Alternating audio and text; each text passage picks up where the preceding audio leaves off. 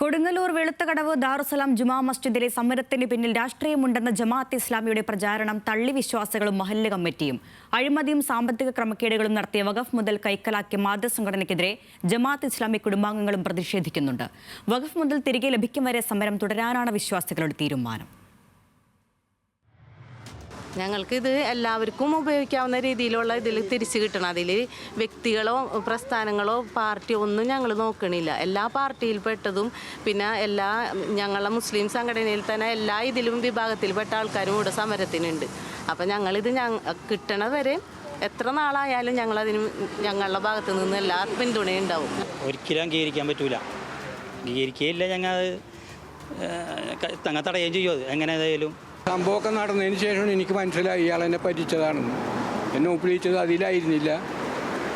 ഈ വ്യാജരേഖ ഉണ്ടാക്കി ഈ പ്രോപ്പർട്ടിയൊക്കെ മാറ്റി അവരെ പേരിലേക്ക് മാറ്റിയേ ആ കടലാസെന്ന് അറിയണേ ഞാൻ പിന്നീടാണ്.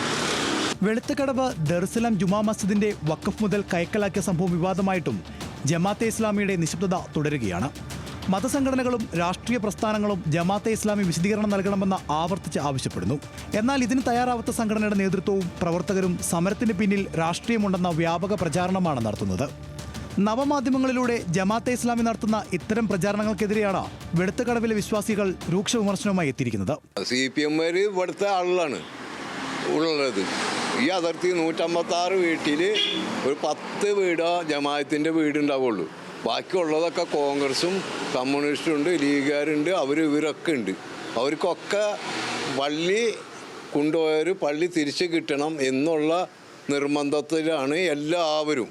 ദാറുസലാം ജുമാ മസ്ജിദ് പരിപാലന കമ്മിറ്റിയുമായി ജമാഅത്തെ ഇസ്ലാമിക്ക് കീഴിൽ കൊടുങ്ങല്ലൂർ കേന്ദ്രമായി പ്രവർത്തിക്കുന്ന മൂവ്മെന്റ് ഓഫ് ഇസ്ലാം ട്രസ്റ്റ് ഒരു കരാർ വച്ചിട്ടുണ്ടെന്നും കരാർ പ്രകാരം ജമാഅത്തെ ഇസ്ലാമിക്കാണ് പള്ളിയുടെ ഉടമസ്ഥാവകാശമെന്നുമാണ് സംഘടനയുടെ അവകാശവാദം. എന്നാൽ പള്ളിയുടെ നടത്തിപ്പുമായി ബന്ധപ്പെട്ട് 1998 മസ്ജിദ് കമ്മിറ്റി MIT-യുമായി ഉണ്ടാക്കിയ ധാരണ മാത്രമാണിതെന്നും ഈ ധാരണയ്ക്ക് ഇപ്പോഴും യാതൊരു മാറ്റവും സംഭവിച്ചിട്ടില്ലെന്നും വിശ്വാസികൾ പറയുന്നു. ആദ്യം 1998 കരാർ പ്രകാരം സാഹിബിൻ്റെ പള്ളിനെ ആദ്യം സമീപിക്കുന്നു. അപ്പോൾ അവർക്ക് സാമ്പത്തികമായി സഹായിക്കാൻ പറ്റാത്തൊരവസ്ഥ വന്നു. അതിനുശേഷം മറ്റു പലരോടും ചോദിച്ചാൽ അവർക്കും കഴിയില്ല. അങ്ങനെ MIT-കാരെ അത് സമ്മതിക്കുന്നു. അങ്ങനെ പള്ളി പുനരുദ്ധരിക്കുകയും കരാർ പ്രകാരം ഇങ്ങനെയാണ് ആചാരാനുഷ്ഠാനങ്ങൾ യാതൊരു വ്യത്യാസം വരുത്താൻ പാടില്ല. അല്ലാണ്ട് പള്ളി ഒരിക്കലും അവർക്ക് ഏൽപ്പിച്ചു കൊടുത്തിട്ടില്ല. കൊടുങ്ങല്ലൂർ വെളുത്തകടവിലേതിന് സമാനമായ രീതിയിൽ ജമാഅത്തെ ഇസ്ലാമിയുടെ നേതൃത്വത്തിൽ പല സ്ഥലങ്ങളിലും വഖഫ് മുതൽ കൈക്കലാക്കിയിട്ടുണ്ടെന്ന് കഴിഞ്ഞ ദിവസം ന്യൂസ് മലയാളത്തിലൂടെ സുന്നി കാന്തപുരം വിഭാഗം ആരോപിച്ചിരുന്നു. ഇതിനു പിന്നാലെ കൂടുതൽ മുസ്ലിം സംഘടനകളും ജമാഅത്തിനെതിരെ രംഗത്ത് വന്നിട്ടുണ്ട്.